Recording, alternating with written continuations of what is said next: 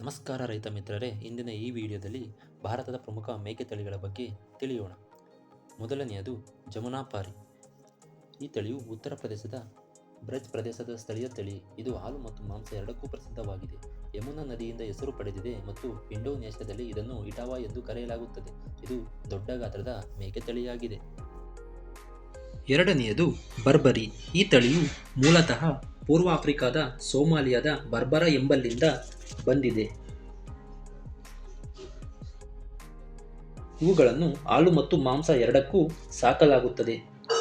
ಇವು ವರ್ಷಕ್ಕೆ 2 ಬಾರಿ ಮರಿ ಹಾಕಬಲ್ಲವು ಮತ್ತು ಸಾಮಾನ್ಯವಾಗಿ ಒಂದು ಬಾರಿಗೆ 2 ರಿಂದ 3 ಮರಿಗಳಿಗೆ ಜನ್ಮ ನೀಡುತ್ತವೆ. ಮೂರನೆಯದು ಬೀಟಲ್ ಮೇಕೆ. ಇದು ಭಾರತ ಮತ್ತು ಪಾಕಿಸ್ತಾನದ ಪಂಜಾಬ್ ಪ್ರದೇಶದ ದೊಡ್ಡ ತಳಿಯಾಗಿದ್ದು ಹಾಲು ಮತ್ತು ಮಾಂಸ ಎರಡಕ್ಕೂ ಹೆಸರುವಾಸಿಯಾಗಿದೆ. ಉತ್ತಮ ಹಾಲು ಉತ್ಪಾದನೆ ಮತ್ತು ಚರ್ಮದ ಗುಣಮಟ್ಟದಿಂದ ಇದನ್ನು ಲಾಹೋರಿ ಮೇಕೆ ಎಂದು ಕರೆಯುತ್ತಾರೆ ಮತ್ತು ಇದು ಸ್ಥಳೀಯ ತಳಿಗಳ ಸುಧಾರಣೆಗಾಗಿ ವ್ಯಾಪಕವಾಗಿ ಬಳಸಲ್ಪಡುತ್ತದೆ ಹಾಗೂ ಸ್ಟಾಲ್ ಫೀಡಿಂಗ್ಗೆ ಹೊಂದಿಕೊಳ್ಳುತ್ತದೆ. ನಾಲ್ಕನೆಯದು ಮಲಬಾರಿ. ಇವು ಕೇರಳ ರಾಜ್ಯದ ಮಲಬಾರ್ ಪ್ರದೇಶಕ್ಕೆ ಸೇರಿದ ತಳಿಗಳು. ಇವುಗಳನ್ನು ತೆಲಿಚೆರಿ ಮೇಕೆಗಳೆಂದು ಕರೆಯುತ್ತಾರೆ. ಇವುಗಳನ್ನು ಮಾಂಸ ಮತ್ತು ಹಾಲು ಎರಡಕ್ಕೂ ಬಳಸಲಾಗುತ್ತದೆ.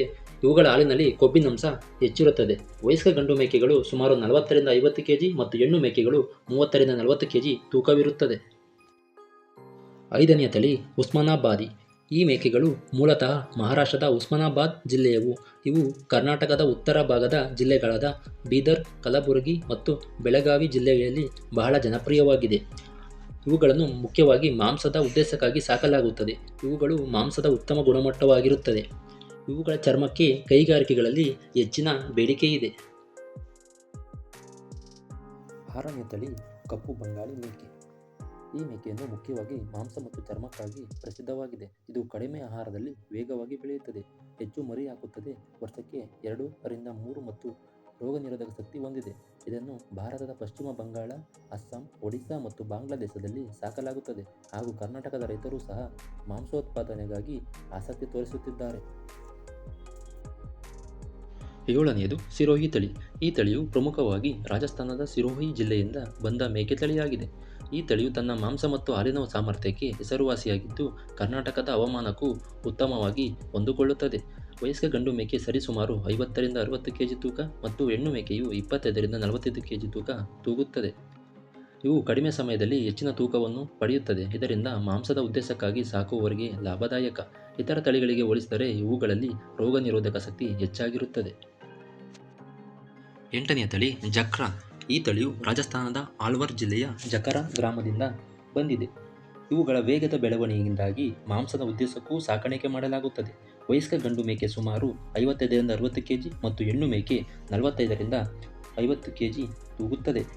ಇವು ಬಿಸಿಲು ಮತ್ತು ಅರೆ ಶುಷ್ಕ ಹವಾಮಾನಕ್ಕೆ ಉತ್ತಮವಾಗಿ ಹೊಂದಿಕೊಳ್ಳುತ್ತವೆ. ಆದ್ದರಿಂದ ಕರ್ನಾಟಕದ ಬಯಲು ಸೀಮೆಗೆ ಸೂಕ್ತವಾಗಿವೆ. ಒಂಬತ್ತನೆಯ ತಳಿ ಸೂರ್ತಿ. ಇದು ಭಾರತದ ಗುಜರಾತ್ ಮೂಲದ ತಳಿಯಾಗಿದ್ದು ಹೈನುಗಾರಿಕೆಗೆ ಅತ್ಯಂತ ಸೂಕ್ತವಾಗಿದೆ. ವಯಸ್ಕ ಹೆಣ್ಣು ಮೇಕೆ ಸುಮಾರು 30 kg ಮತ್ತು ಗಂಡು ಮೇಕೆ 32 ರಿಂದ 35 kg ವರೆಗೆ ತೂಗುತ್ತದೆ. ಇದು ಹಾಲಿಗೆ ಹೆಸರುವಾಸಿಯಾದ ತಳಿ. ದಿನಕ್ಕೆ ಸರಾಸರಿ 2 ರಿಂದ 3 ಲೀಟರ್ ಹಾಲು ನೀಡಬಲ್ಲದು. ಹತ್ತನೆಯ ತಳಿ ಮೆಹಾಸನ್. ಈ ಮೇಕೆ ತಳಿಯು ಗುಜರಾತ್ ಮೂಲದ ಅತ್ಯಂತ ಜನಪ್ರಿಯ ದ್ವಿಪಕ್ಷೀಯ ತಳಿಯಾಗಿದ್ದು ಇದು ಹಾಲು ಮತ್ತು ಮಾಂಸ ಎರಡಕ್ಕೂ ಹೆಸರುವಾಸಿಯಾಗಿದೆ. ಕರ್ನಾಟಕದ ಹವಾಮಾನಕ್ಕೂ ಇದು ಚೆನ್ನಾಗಿ ಹೊಂದಿಕೊಳ್ಳಬಲ್ಲದು. ಇದು ಉತ್ತಮ ಹಾಲು ನೀಡುವ ತಳಿಯಾಗಿದ್ದು ದಿನಕ್ಕೆ 1 ರಿಂದ 2 ಲೀಟರ್ ಹಾಲು ನೀಡುತ್ತದೆ. ಇದರ ಹಾಲಿನಲ್ಲಿ ಕೊಬ್ಬಿನಾಂಶ ಸುಮಾರು 3.2% ಇರುತ್ತದೆ. 11ನೇ ತಳಿ ಚೇಗು. ಈ ಮೇಕೆ ತಳಿಯು ಮುಖ್ಯವಾಗಿ ಹಿಮಾಲಯದ ಎತ್ತರದ ಪ್ರದೇಶಗಳಲ್ಲಿ ಕಂಡುಬರುವ ಒಂದು ವಿಶಿಷ್ಟ ತಳಿಯಾಗಿದೆ. ಈ ತಳಿಯು ಪಶ್ಮಿನಾ ಉಣ್ಣೆ ಮತ್ತು ಮಾಂಸಕ್ಕೆ ಬಹಳ ಹೆಸರುವಾಸಿಯಾಗಿದೆ. ಇವುಗಳಿಂದ ಮೃದುವಾದ ಮತ್ತು ಬೆಲೆ ಬಾಳುವ ಪಶ್ಮಿನಾ ಉಣ್ಣೆಯನ್ನು ಪಡೆಯಲಾಗುತ್ತದೆ. ಇದು ಉತ್ತಮ ಗುಣಮಟ್ಟದ ಮಾಂಸವನ್ನು ನೀಡುತ್ತವೆ. ಹಾಲಿನ ಪ್ರಮಾಣ ಕಡಿಮೆ ಇದ್ದರೂ ಅದು ಪೌಷ್ಟಿಕವಾಗಿರುತ್ತದೆ. 12ನೇ ತಳಿ ಕುಚ್ಚಿ ತಳಿ.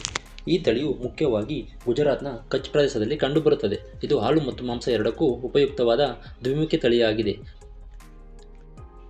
ಕುಚ್ಚಿ ಮೇಕೆಗಳು ಪ್ರತಿದಿನ ಸುಮಾರು 4 ಲೀಟರ್ ಹಾಲು ನೀಡುವ ಸಾಮರ್ಥ್ಯ ಹೊಂದಿವೆ.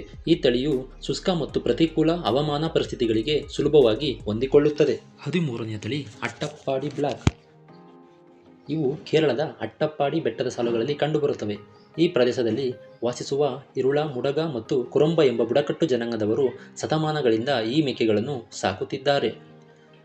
ಕಡಿಮೆ ಆಹಾರ ಮತ್ತು ನಿರ್ವಹಣೆಯಲ್ಲಿ ಸಾಕಬಹುದಾದ ಕಾರಣ ಇವುಗಳನ್ನು ಆ ಭಾಗದಲ್ಲಿ ಬಡವನ ಹಸು ಎಂದು ಕರೆಯಲಾಗುತ್ತದೆ. 14ನೇದು ಕಣ್ಣಿ ತಳಿ.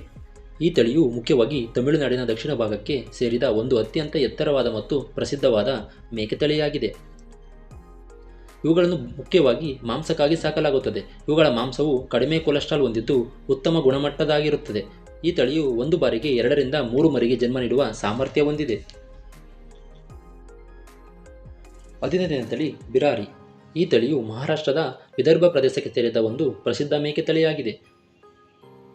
ಇವುಗಳನ್ನು ಮುಖ್ಯವಾಗಿ ಮಾಂಸಕ್ಕಾಗಿ ಸಾಕಲಾಗುತ್ತದೆ. ಇವುಗಳ ಮಾಂಸವು ಬಹಳ ರುಚಿಕರವಾದದ್ದು, ಮಾರುಕಟ್ಟೆಯಲ್ಲಿ ಉತ್ತಮ ಬೇಡಿಕೆ ಇದೆ. ಬಿರಾರಿ ಮೇಕೆಗಳು ದಿನಕ್ಕೆ ಸುಮಾರು 500 ರಿಂದ 600 ಗ್ರಾಂ ಹಾಲು ನೀಡುತ್ತದೆ. ಭಾರತದ ಹೊರಗಿನ ದೇಶಗಳಿಂದ ಬಂದ ಟಾಪ್ 5 ತಳಿಗಳ ಬಗ್ಗೆ ತಿಳಿಯೋಣ. ಮೊದಲನೇ ತಳಿ ಬೋರ್ ಮೇಕೆ. ಇವು ಮೂಲತಃ ದಕ್ಷಿಣ ಆಫ್ರಿಕಾದ ಮೇಕೆ ತಳಿಯಾಗಿದ್ದು, ಇಂದು ವಿಶ್ವದಾದ್ಯಂತ ಮಾಂಸದ ಉದ್ದೇಶಕ್ಕಾಗಿ ಸಾಕಲಾಗುವ ಅತ್ಯಂತ ಜನಪ್ರಿಯ ತಳಿಯಾಗಿದೆ.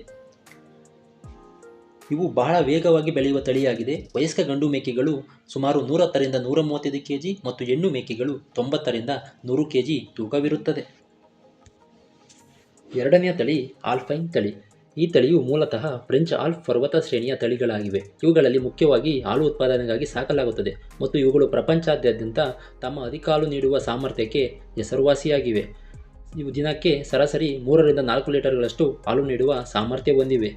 ಈ ಹಾಲು ಕ್ಯಾಲ್ಸಿಯಂ, ವಿಟಮಿನ್ ಎ ಮತ್ತು ನಿಯಾಸಿನ್ಗಳಿಂದ ಸಮೃದ್ಧವಾಗಿದ್ದು ಜೀರ್ಣಿಸಿಕೊಳ್ಳಲು ಸುಲಭವಾಗಿರುತ್ತದೆ.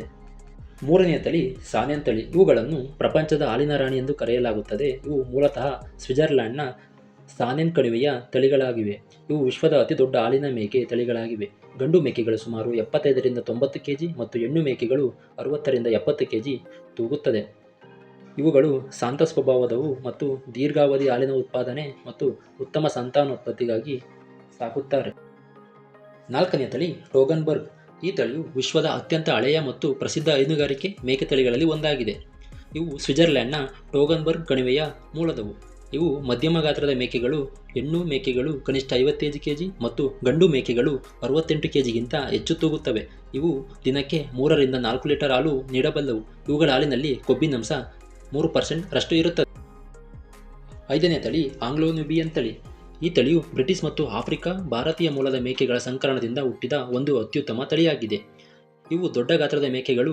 ಗಂಡು ಮೇಕೆಗಳು ಸುಮಾರು 80 ರಿಂದ 100 kg ಮತ್ತು ಹೆಣ್ಣು ಮೇಕೆಗಳು 60 ರಿಂದ 75 kg ತೂಗುತ್ತದೆ. ಇವುಗಳನ್ನು ಹಾಲು ಮತ್ತು ಮಾಂಸ ಎರಡಕ್ಕೂ ಬಳಸಲಾಗುತ್ತದೆ.